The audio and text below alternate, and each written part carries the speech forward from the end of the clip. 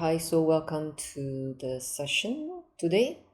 So the last session we ended at first noble truth, being physical suffering, mental emotional suffering, but mainly the suffering can be subtle, such as feeling very empty, like life is meaningless, and also suffering is caused by clinging to the five aggregates. So the Buddha called the five aggregates as a compound, as a compounded thing. So a personality is compounded by these five things. Okay, what are they? So the first is the body. So all of us identify with the body. Even doctors identify us with the body, right? Like you're healthy, you're sick, you're gonna die in how many months. So it's very scary because the thought of a doctor telling you that your lifespan is left with how much by how much is scary. Why? Because we're so used to being a part of this body. We take this body as a self. Okay. So body is not just our body, it's other people's body, it's material things. Maybe we can, if we have a favorite handphone, we drop it and we get them depressed because it costs a lot of money. So it's a material thing that we get attached to, right? Besides our own body, right? So all these are material forms. Then there are feelings. We identify with our feelings. We would maybe, most of us, I believe, feel neutral most of the time until certain conditions come and change our feelings, such as making us feel happy. Like if somebody were to spring us with a surprise present, it makes us feel happy.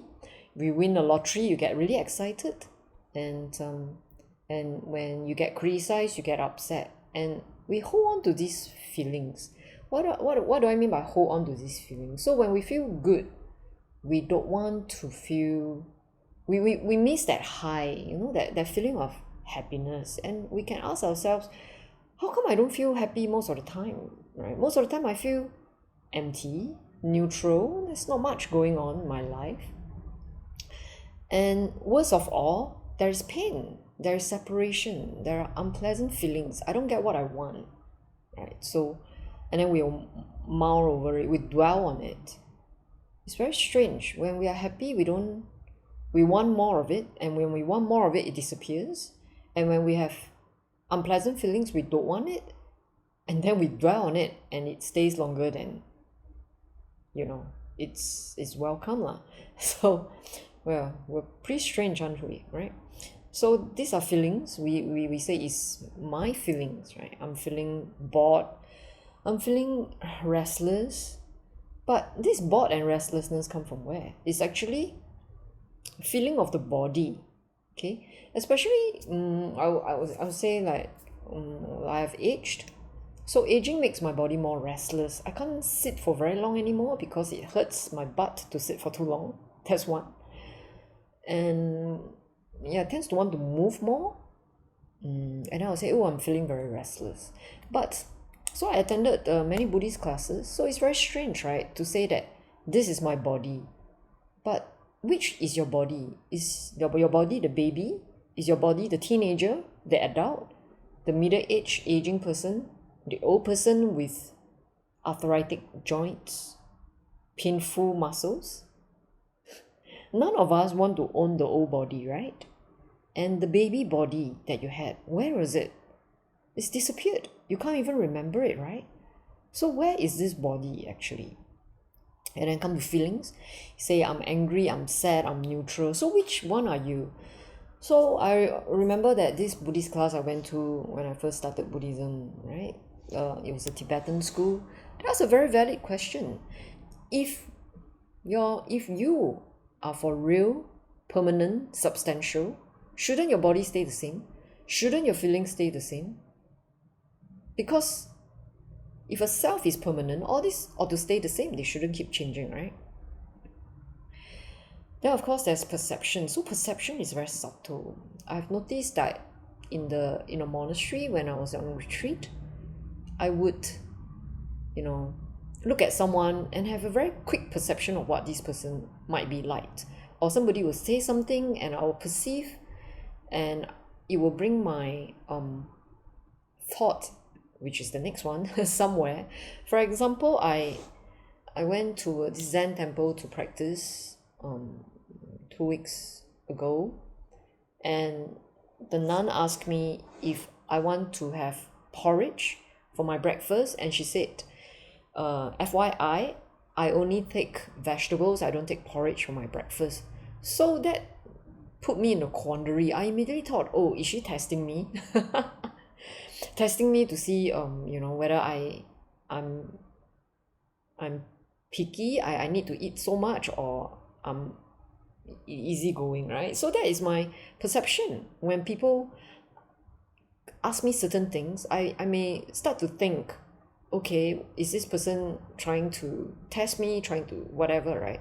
So it turns out that no, she just doesn't really eat breakfast. Because I went in the morning to practice with her, she decided to have breakfast, and because she usually doesn't eat breakfast, so she only have vegetables. And she asked me whether I wanted porridge so that the cook can make me porridge, but she doesn't eat porridge. But you see, because that day another nun who usually eats breakfast with porridge, she wasn't joining us that day. That's why she asked me that question, and I felt bad. If I was the only one eating porridge, I wouldn't want to trouble the cook, to be honest, right? So she was really asking out of kindness, nothing else. And so my perception is this habitual I have this habitual way of thinking a bit too much sometimes, right? Somebody asks a question, I'll start, oh yeah, what does this person mean? This person have any intention? What is it? Right? So sometimes nothing at all. So fortunately, most of the time I don't have this, but sometimes I have such perception, right? So I recognize it, and it comes very quickly. And then of course perception will give birth to thoughts, which are mental formations, right? Mental formation which I shared earlier, like, oh, what's this nun's question about? What is she trying to test me? What's the intention? How should I answer it so that I wouldn't come across so and so, right? So that's mental formation. So when I think about such things as, so I don't want to come across as being greedy, asking for porridge, like, needing to be served. I'm the only one having porridge. That's not very nice. Let me answer this way instead. So when I think of that, I am forming an intention. What is that intention? The intention that she wouldn't think of me as being troublesome. So I'll say, no, I don't want the porridge, right? So this intention itself is a karma. Karma means action, right? So during the Buddha's time, there was this group of Jains, Jains. They still exist as a religious group. They're quite similar to Buddhism, but a little bit more extreme.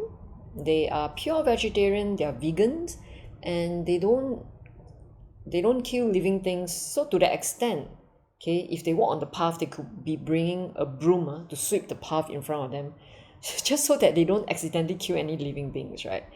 So they're quite extreme in that sense. So to the Jains, karma, action, is what brings rebirth, right? Even to the Brahmins, I think the Hindus, who are known as Hindus today. Hindus is a word given by the British. Actually, they are Brahmins. Brahmins is today's Hinduism. So karma, they feel that when you perform an action, that will that forms karma, which is action, and that will bring on rebirth. So for the Jains, they're very interesting. They really refrain from action, right? They refrain from any action, refrain from killing, like I say, sweeping the path in front of them, being pure vegan. They refrain from creating any more action. So the Buddha had a conversation with one of the very well-known disciple of the Jains. Is a layman, and through that conversation, the Buddha managed to show the layman through the conversation that karma is really not, yes, it is an action of the body and speech, but it is really from intentions, because it's from intentions that we act, isn't it? that we speak. So when you think, you are already creating an intention, and that in the Buddhist sense is karma. Because the more, for example, the more you have the same perception, you think the same way, carry out the same action, right? You are forming a habitual perception, belief, and thoughts, and train of thoughts. And when you act on them, it becomes more solidified. Okay, so that's karma. And the last one is sense consciousness. Actually, it's just consciousness, but it says sense consciousness. It's like eye consciousness, nose consciousness, ear consciousness, tongue, body, mind consciousness. So in Buddhism, there are 6 sense consciousness. The Buddha included the brain. Okay, the brain function. The brain is like the hardware of the body. Okay, so it creates thoughts, right? So we view ourselves as solid and unchanging entity. For example, there are many people with this view that the body may drop, but there is a permanent eternal soul that doesn't change. And so again, this will be the eternal view, eternalism view, where there is a soul that resides in the body, that is unchanging, that is perfect, that will be the way it is until it goes to heaven and sing hymns forever, right? So that's eternalism. Okay, so in reality, we're actually not solid, we're actually not unchanging, we're always changing. And there are different stages of change in the body, right? I mentioned as baby, teenager, adult, middle age, and death of the body. So in reality, the body is not solid, and if your thoughts and feelings from baby all the way to now is not same, it's nothing solid. Well, it's just a bundle of phenomena the Buddha called compounded things, which is the aggregates. How do we derive the theory of a self-existing permanent person? So we derive the belief of a self-existent person through our sense experiences of material phenomena. So we have all these 6 sense bases, and they have their consciousness. So it's very interesting. We are a very distorted personality. Why do I say that? When we see something, we hear something, we touch something, we taste something, we say this is I, this is me, this is mine, but it's all separated. Now this is very hard to explain. How do I put this? Consciousness or awareness is actually a unity, but through these doors, these sense doors as in, you look at the eyes, is a door to sight. Look at the nose, is a door to smell. The ears, it has a hole, right? It's a door to sound. So we are only capable, for most people, to only be aware of one thing at a time. Either it's the eye, the nose, the ear, tongue, the body, touch something. So we don't have the full awareness of the body to be able to unite all this consciousness. So that's why a normal human being untrained in awareness is a distorted personality, because the person's consciousness is not united, it's separate into this 6 sense base. Like I think of something, then I'm just absorbed in that thought. Then I'll say those are my thoughts. If I see something, oh no, I see it, don't you see it? Then I'll really believe what I see and refute what you see, because in my brain I already am conscious that I see the thing. So it's separated, you understand? In a person who practice the Buddha's teaching, these 6 sense bases are united, they're not separate. Right, we'll talk about that when we go into meditation later. So these separate sense conscious, they have their objects, right? Form, smell, sounds, taste, touch, ideas. Okay, sense consciousness synonym is sense awareness. Our experience through the sense base, sense consciousness, and sense objects are conditioned. They are conditioned. What are conditioned? What do we mean by condition? What are conditioned things? For example, I see a flower, right? But what is a flower? Is the stem the flower? Are the leaves the flower? Are the petals the flower? Where is the flower? The flower is a word, but flower don't really exist. Flower is made out of these compounded things. So the word flower is a conditioned thing, just like a person is a conditioned thing made out of the 5 aggregates. Okay? What is water? Is it hydrogen? Is it oxygen? What are they? What is water? Water is a conditioned thing. It's conditioned. It actually doesn't really exist, right?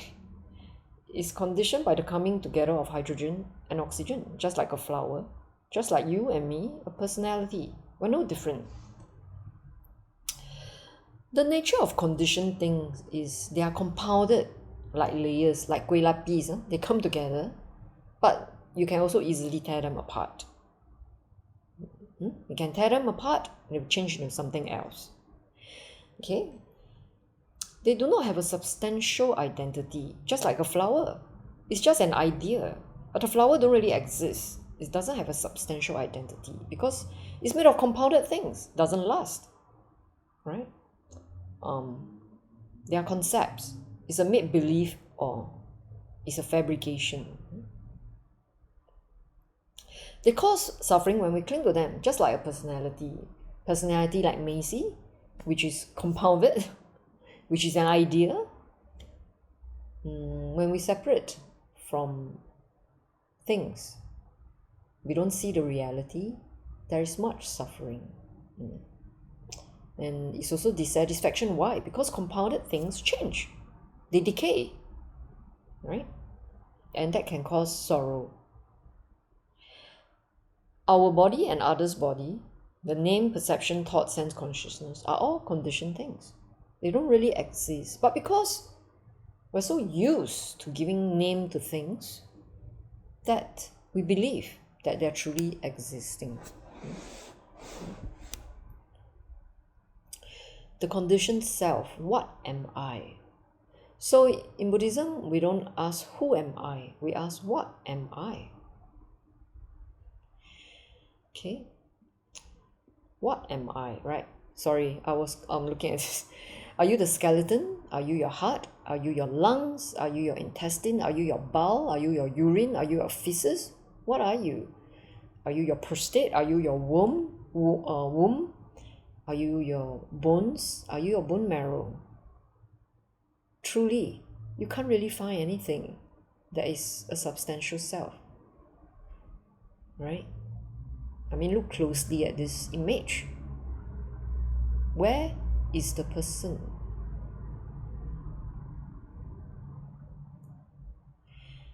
So another example of conditioned thing is clay. Clay is a very good example. We use clay, we mold them into different forms. Different things are made from clay. You can have a cup, you can have a teapot, you can have a flower vase, right? So many things are made from clay. And then we get attached to the cup if you break the cup, and get attached to the teapot when you break the teapot. But actually what are they? They are clay. Yeah. There is no real permanent self, but there is the experience of pain and pleasure in the body, which gives birth to emotion.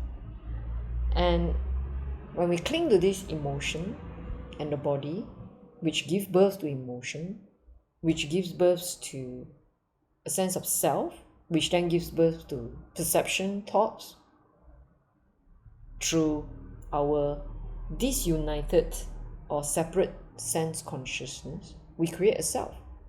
And then we cling to this idea. Cling to this idea, and then there is sorrow, pain, lamentation, and grief. But I would like to add this, that please do not think that you are strange just because you feel sad or grief when a loved one passes away, or you feel sad or grief when you experience when you realize that maybe you have an ailment or that your body is not supporting you anymore. To be honest, the human experience, we should not deny them. It's natural. Even though we may misunderstand, thinking the body, emotions is self, which it isn't, it is not that there is something wrong with you if you were to have those feelings. Because you must understand, when we practice what the Buddha taught, we're not trying to deny, we're not trying to repress, we're not trying to suppress. We want to understand. Okay, the key word is to understand. Understand what? The human condition when there's separation from loved ones, whether through death or through circumstances, there will be grief. And it is normal. Because why? We have this body, and this body does that. That's it. Okay? The only problem is when we cling to it too much, and it brings a lot of grief, right? So you are not your body or your mind. So please do not. So there is a tendency, right? When you tell someone, don't think of a pizza, the person will think of a pizza. When I say you're not your body or your mind, then you will go and suppress, I am not my body or my mind. But this suppression comes with another opposite of you're not your body or mind, which is I'm my body and my mind. You understand? The mind works this way. You tell it no, it will think yes. You tell it yes, you will think no. Okay? So this is a trick. This is a tricky thing to share. So let's just talk about you're not your body or your mind first, okay? What we call a person is made out of this heap, a bundle of phenomena. It's a form, which is number one. And number two, number three, number four, number five is the mind. Okay, we call it name. So there's name and there's form, right? Name of feelings, name of perception, name of thoughts, consciousness. Then the body is just a body. The body and mind are not separate. They are also not self, as opposed to other philosophies and religion, which view the mind as self and permanent. Because mind here, in some religion, the word mind in English is very tricky, because I think other ancient language don't have the word mind. They either have, like, I think, spirit or consciousness or whatever. Right? English has too many different words to point to the same thing. So the word mind, M-I-N-D, in our religions mean spirit, soul, right? The name. And to them, the body drops off, but the feelings, perception, mental formations live on. Okay? Consciousness lives on. So this is what we call name and form. So the Buddha say they are not self. When he say they are not self, naturally you think, then what is self? So you understand this? You're not denying, okay? If these five things is not self, then what is self? So some translation, they say non-self. Non-self. So when you say non-self, it would be like these five things are non-self. So there is something else. You understand? So it's not like there is nothing at all, okay? Yeah, so we are not, Buddhism is not annihilistic. So definitely it's not that there's nothing. So the Buddha also said every conditioned phenomenon has these three marks. What are they? Number one, every conditioned phenomenon are impermanent. Number two, they are not satisfactory. Because it's impermanent, like for example, when you feel young and healthy and full of energy, you don't want it to end, right? The fact that you know it won't last forever, it will end, is not satisfactory. Okay? Just like me having this body, I never knew what is backache or sore joints until recently as I've aged, coming to middle age. So actually I realized this body is really not satisfactory.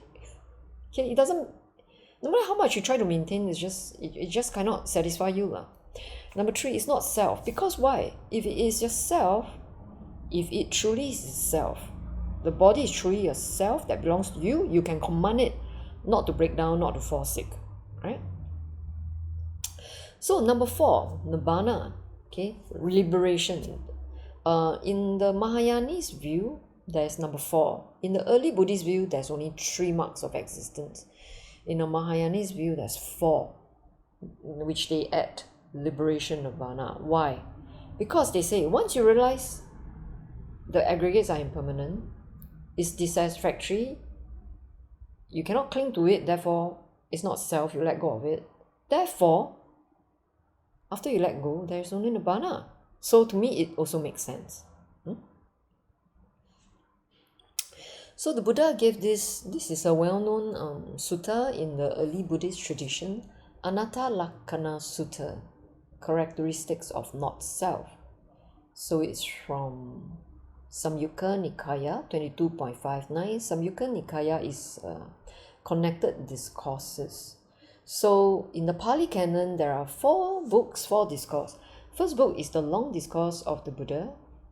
The Long Discourse is like very long stories, okay, about the Buddha, where did he go, what did he do, right? So scholars say it's like from the outsider's point of view of what Buddhism is like, okay.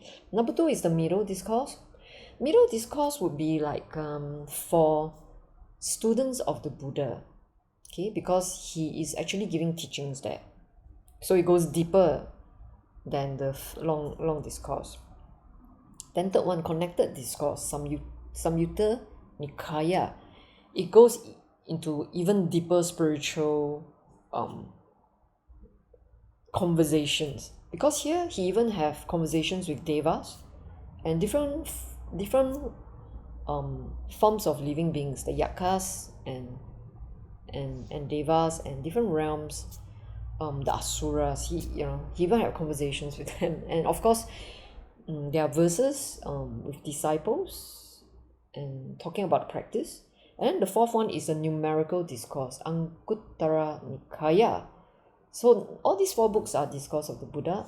Anguttara Nikaya is a numerical discourse, such as 4 noble truths, 8-fold path, 5 spiritual powers, and so on and so forth. So it's all numbered.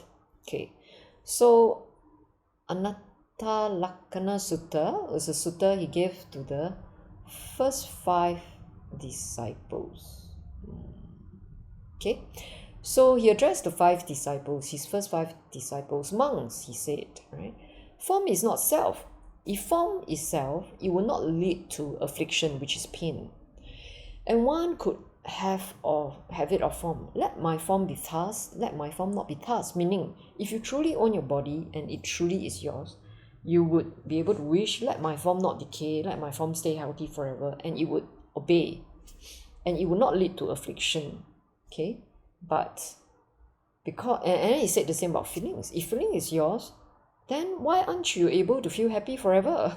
You can command your feelings, right? Let me not feel sad, let me not feel anxious. That's not possible. Why? Because they're all conditioned. Feeling is conditioned by the body, by external conditions. Perception is also conditioned. Thoughts are conditioned. So if they were truly yours, then you can wish them to be so and so, but truly you can't. So how do you conceive it? Is form permanent or impermanent? So they said impermanent, sir. So is what is impermanent pleasant or unpleasant? They say it's unpleasant because you cannot wish it to be so and so, right? So you say, what is impermanent that is subject to change? Is it fit to be called I, me, and myself? They say no. So I, me, and myself, okay? You must look at this closely. I means a pride. I. Okay, I'm self-existent. Mine, this belongs to me. So there's possession. Myself. Identity, possession, and the sense of belief that this self truly exists. Okay, it's 3. I, me, and myself. So he went on and on, feeling, right? Thought, perception. Are they permanent or impermanent? If it's impermanent, is it painful? Of course it's painful, because happiness is impermanent and you can't feel happy forever, so it's painful. Whatever is subject to change, is it fit to be regarded as this is mine, this is I, this is myself? No, sir. Okay? any kind of consciousness, whether past, future, or presently arisen. So this is like your thoughts, whether gross or subtle, any kind of consciousness. It's very interesting, right? When I think of the past is conditioned by many things, external things, based on my sixth sense base, perception, my beliefs, which is perception, my thoughts.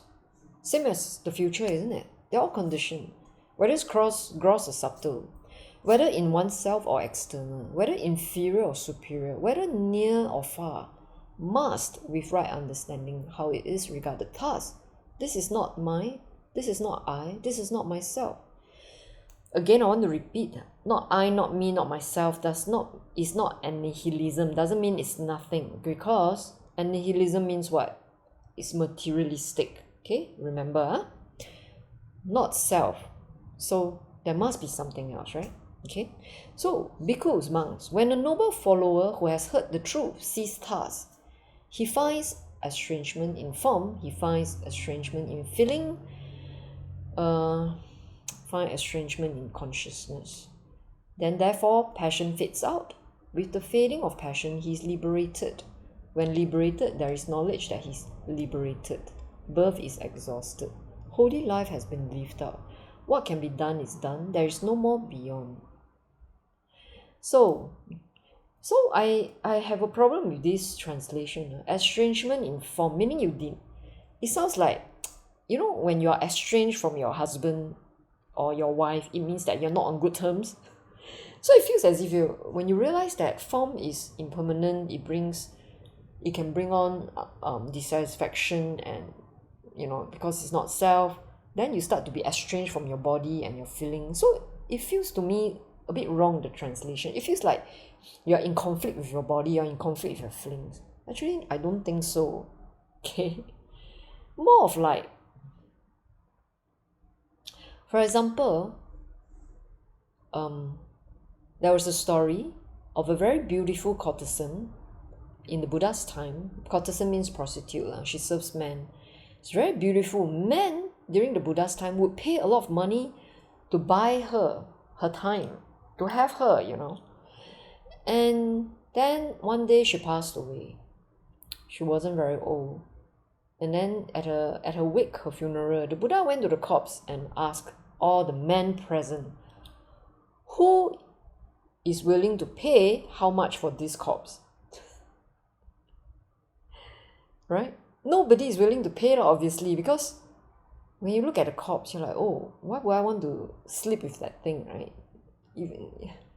So I wouldn't say estrangement, meaning you fight with your body, that you deny your body. Rather, that if you were a man or woman looking at a beautiful opposite sex and then realize that that thing died, and you look at the body, you start to feel estranged, like, why did I even last after a corpse?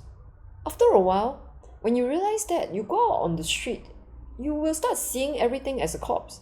Everybody is a corpse, is a walking corpse, because our time is limited.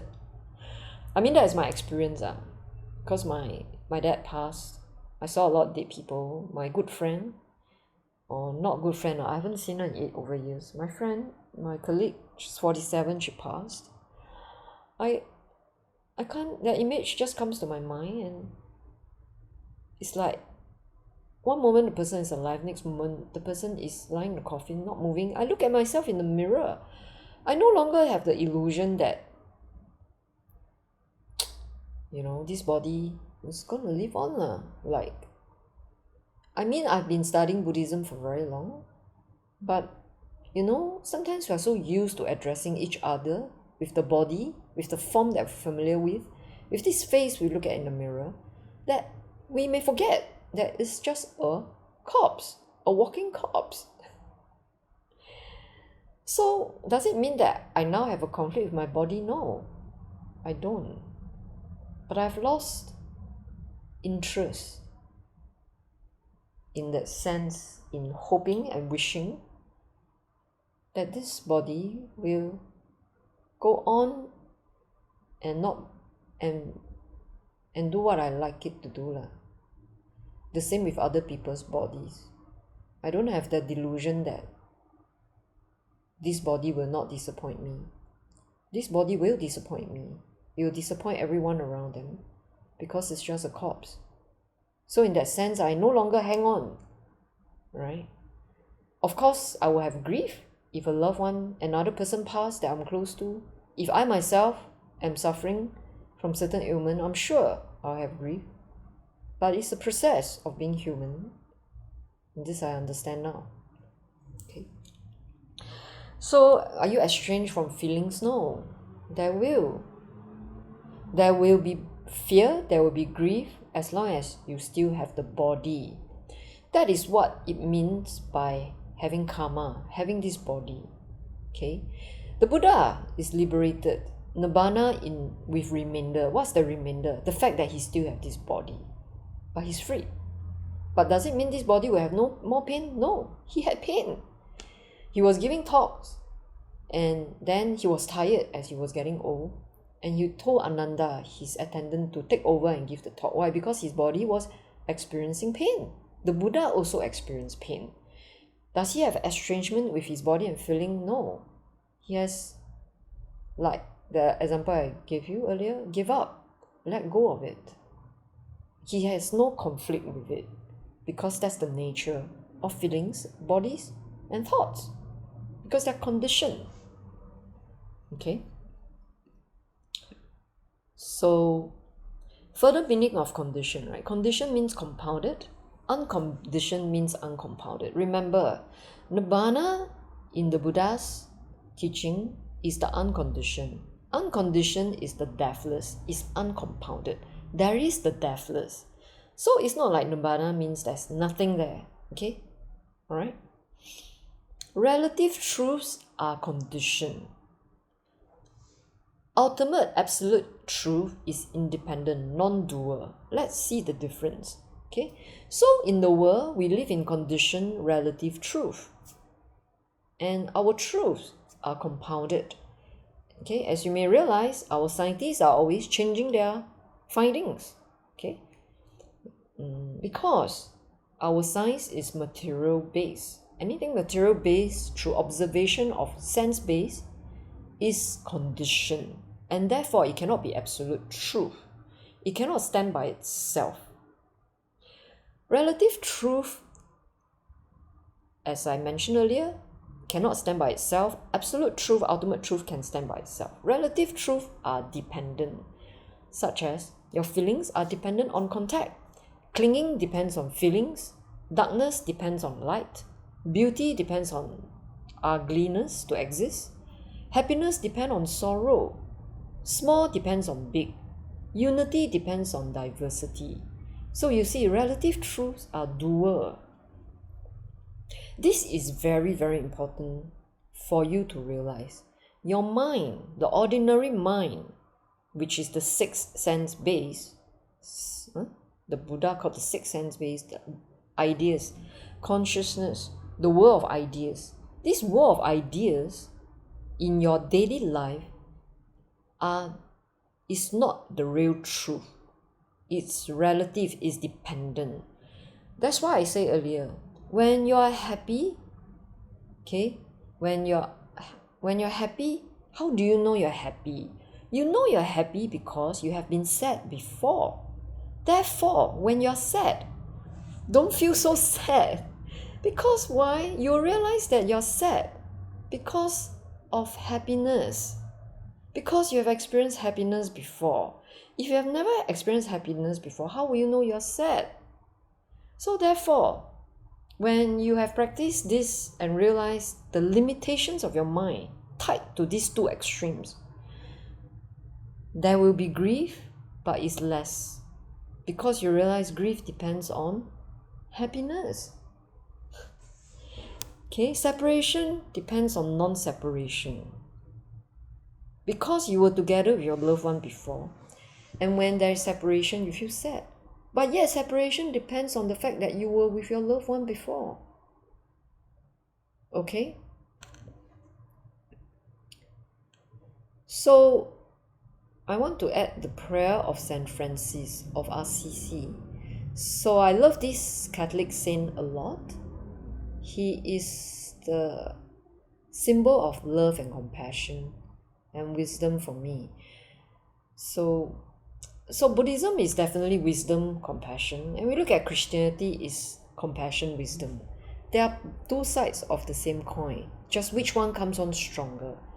So many of us in the Buddhist circles have a lot of aversion. We don't want suffering, therefore we are Buddhists. And the sad part I realize is because of our aversion, we focus so much on wisdom teaching that we forget to have compassion.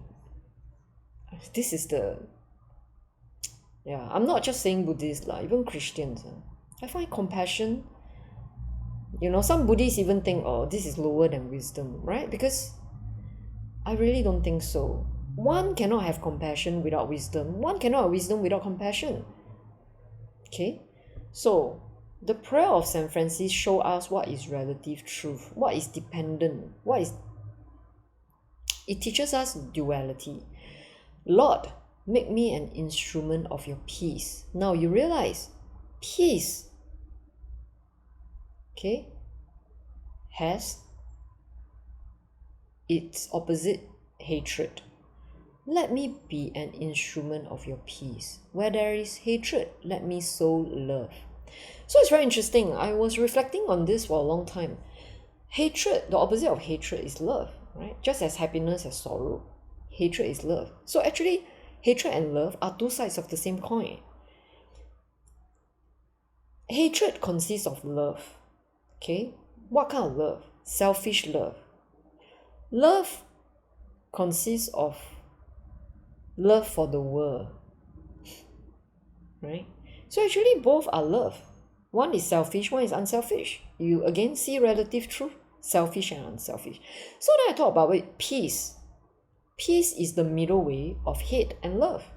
Although some people argue peace is the opposite of hatred. But if you look at these three words, I would say peace is the middle way of hatred and love.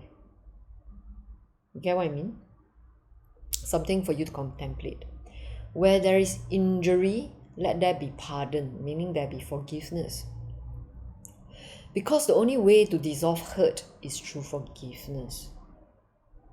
Right? Where there is doubt, let there be faith. Again, forgiveness is the opposite of hurt. Doubt is the opposite of faith. And there are two sides again of the same coin. Without doubt, you can never arrive at faith. Therefore, be grateful to doubt. Without hatred, you cannot arrive at love. Therefore, be grateful to hatred. I know it sounds very strange, but I hope you understand what I'm talking about. This, when you realize and understand this, it will lead you to the middle way, which is absolute truth, ultimate truth. What is ultimate truth?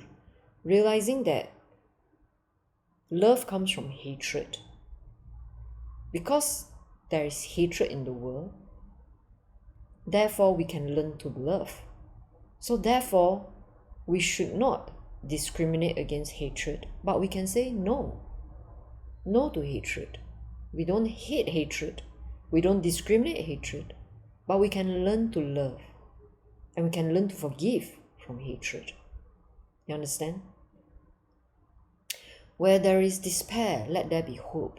Where there is darkness, let there be light. Everybody yearns for the light, and we are afraid of darkness. But you must be grateful for darkness, for without darkness, how will you learn that there is light? Where there is sadness, let there be joy. See? Okay? This is a very beautiful prayer that talks about relative duality and leads you to absolute truth. So the first noble truth in brief from the middle Majjhima Nikaya, middle length discourse of the Buddha, in brief, identifying with the 5 grasping aggregates as a self can cause suffering. Grasping means we keep grasping this I, this me, this mine. The 5 things. Rebirth is suffering, old age is suffering, death is suffering, sorrow, lamentation, pain, grief, and despair are suffering, distress. Association with the dislike is suffering. Separation from the like is suffering. Not getting what you wish for is suffering. Right, so that's the end. So the next session I'll talk about the second noble truth.